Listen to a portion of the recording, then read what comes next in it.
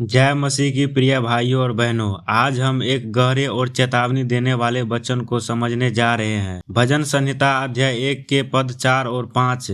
यह वचन हमें दिखाता है कि एक दुष्ट और एक धर्मी व्यक्ति के जीवन का अंतर क्या होता है। ध्यान से सुनिए, क्योंकि ये वचन आत्मा को जगाने वाला है। भजन संहिता 1 अध्याय 4 का वचन कहता है, दुष्ट लोग ऐसे नहीं होते, वे उस भूसी के समान होते हैं जो पवन में उड़ाई जाती है। तो मेरे प्यारे भाइयों और बहनों, इस वचन का मतलब क्या होता है? जैसे अनाज की सफाई करते समय भूसी को फेंक दिया जाता है और हवा में उड़ जाती है, उसका कोई वजन नहीं होता, कोई मूल्य नहीं होता। वैसे ही दुष्ट लोग जो परमेश्वर के मार्गों को नहीं मानते, जो पाप में चलते हैं, उनके जीवन में स्थिरता नहीं होती। वे जब विपत्ति या परमेश्वर का न्याय आता है तो वे टिक नहीं पाते। वे खोखले होते हैं, जैसे भूसी जो जरा सी हवा में उड़ जाता है। भजन संहिता 5 का अब क्या कहता है प्रिय भाई और बहनों, हम इस वचन को अब समझेंगे। इस कारण दुष्ट लोग अदालत में स्थिर न रह सकेंगे और न पापी धर्मियों के मंडली में ठहरेंगे। इस वचन का अर्थ क्या होता है प्यारे भाइयों और बहनों? इस वचन का अर्थ को हम लोग जानेंगे। ध्यान से सुनिएगा। इसका अर्थ है, एक दिन परमेश्वर का न्याय आएगा।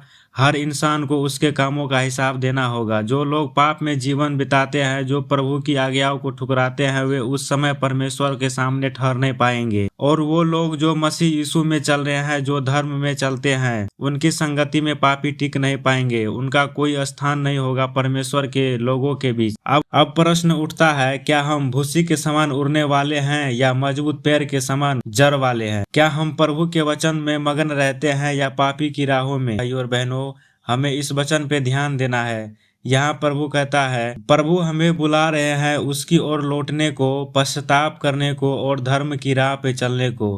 प्रभु यीशु मसीह ही एकमात्र मार्ग है जो हमें न्याय के दिन स्थिर रखेगा और वो हमारा उद्धार करेगा। तो प्यारे भाइयों और बहनों, तो हम इस वचन के अनुसार प्यारे प्रभु यीशु मसीह से आइए हम लोग प्रार्थना करते हैं। हे परमेश्वर, हमें दुष्ट से दूर रख, हमें भूसी न बना जो उड़ जाए, पर ऐसा वृक्ष बना जिसकी जड़ें तेरे वचन में हो।